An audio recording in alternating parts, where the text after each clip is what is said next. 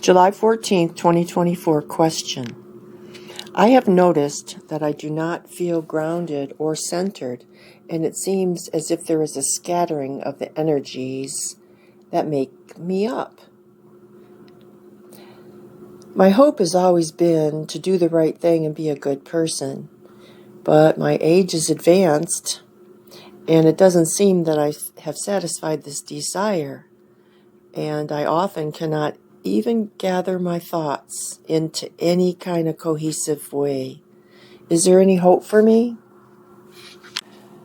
Well, I guess we could go around and make generalizations and general suggestions and look in some book and try to figure out how come this person is not feeling grounded and centered. And what's going on with the scattering of those energies that make her up.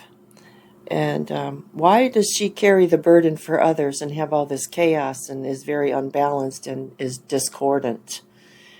There's no harmony in that.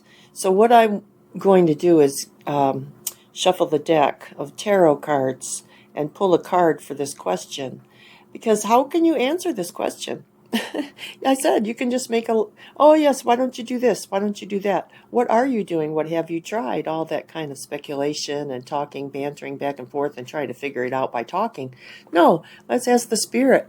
Let's ask the guides. Who knows exactly what's going on from their point of view, which is a higher realm that they can see all. Their consciousness so expanded. If ours was expanded, we wouldn't even have this question. We would know. So now we're going to pull the card and find an answer and figure out a pathway for this person to be able to feel grounded and centered and then not so scattered. So let's see. Hold on a second.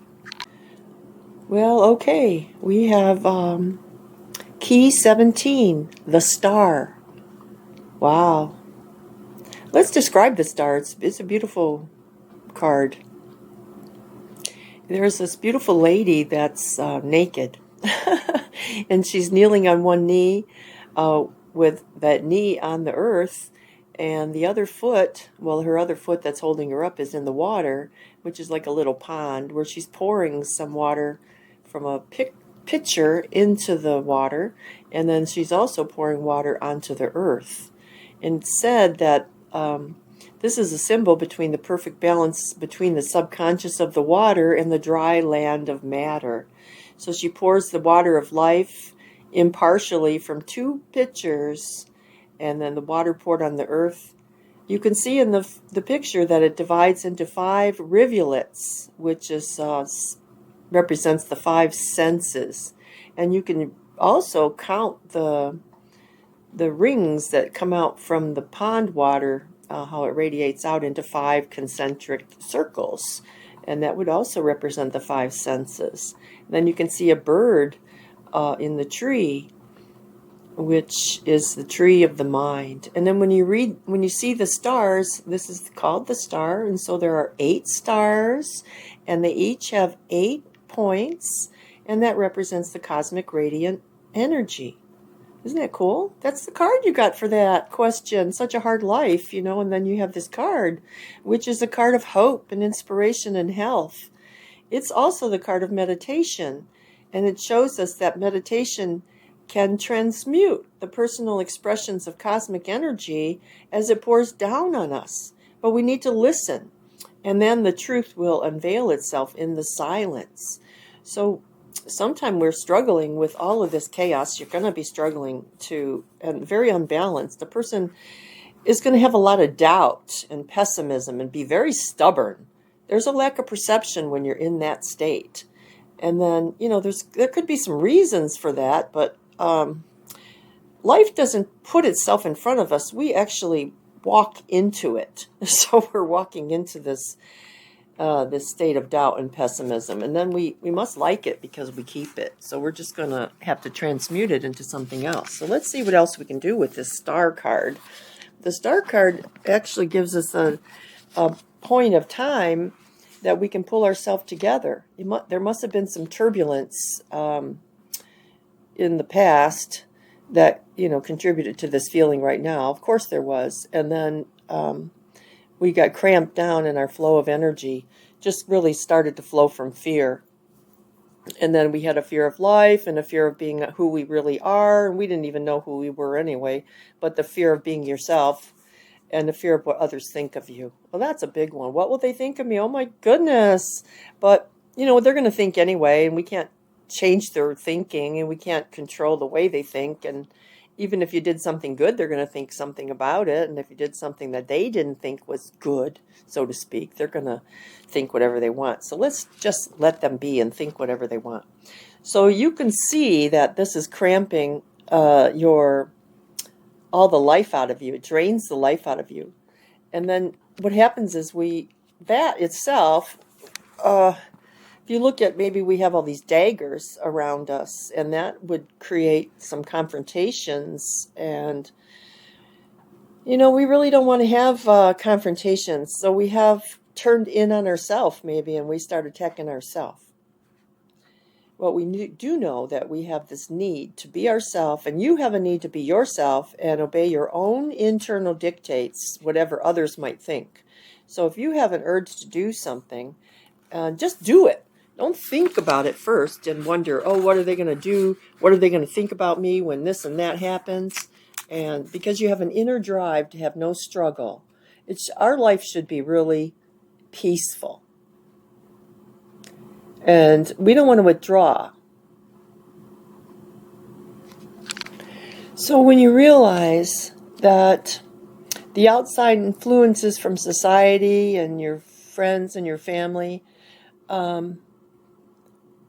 well, anyway, you're less afraid of the consequences of your attitudes and opinions when you really feel calm and relaxed. And so that'll radiate out of you just like a star.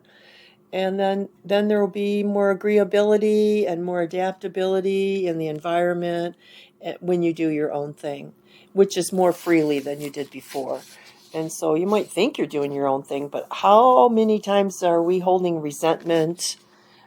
Oh, I have to do this, and you resent having to do it, or you resent the person that wants you to do it, or something like that. We're going to have to let that go too.